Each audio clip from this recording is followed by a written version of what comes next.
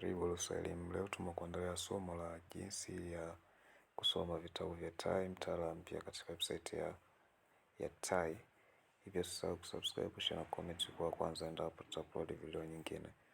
Sasa kitu ambacho tunapaswa kufanya, utakwenda katika browser ambao unapenda kutumia. Iwe ni Google ama inaweza ikawa ni Chrome.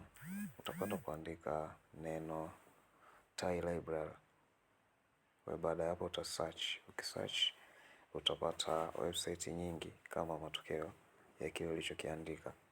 Sasa utaingia website ambayo extension yake ama URL ama link yake ni kama ambavyo unaiona hapo juu, ambayo imeanza na ol.tai.go.tz. Kwa hiyo ikija website hiyo utaibonyeza, ndio ambayo itakuleta hapa katika ukurasa huu. Kwa hiyo hapa ikiwa kwa mara yako ya kwanza utabonyeza neno register, lakini ikiwa tayari una account basi utabonyeza katika upande wa sign in, lakini ni baada ya kuandika username pamoja na password. Sasa baada ya kulogin utafunguka ukurasa ambao utakuwa na list ya vitabu vya msingi pamoja na sekondari kama ambavyo tunaona. Sasa leo tumeandaa video ya jinsi ya kusoma somo la business study ambalo ni somo la mtaala mpya kwa kidato cha pili.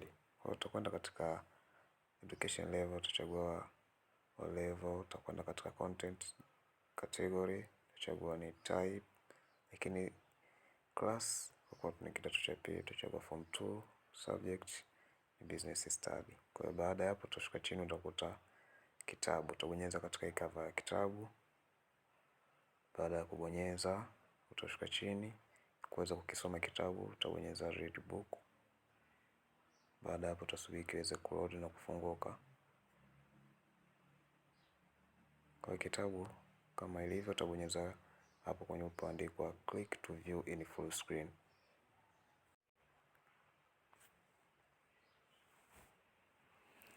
Utasubiri kiweze kiload na kufunguka. Kitabu chetu tayari kimefunguka vizuri. Sasa hapa ili kuweza kusoma peji za mbele utaslide kutoka kulia kuelekea kushoto. Kama ambavyo unaona, utakwenda kusoma na kuangalia kitabu chetu cha kidato cha pili kina chapter ngapi kama ambavyo unaona. Kwa hiyo hivyo ndivyo ambavyo utaweza kusoma kitabu cha kidato cha pili, somo la business study online kupitia website ya TAI.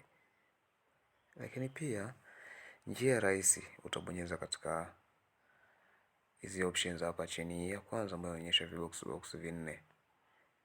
Baada hapo unaona hizi page za vitabu. Kwa hiyo wewe baada kwenda kusoma pale katika table of content na ukajua page fulani kuna mada fulani, basi utabonyeza.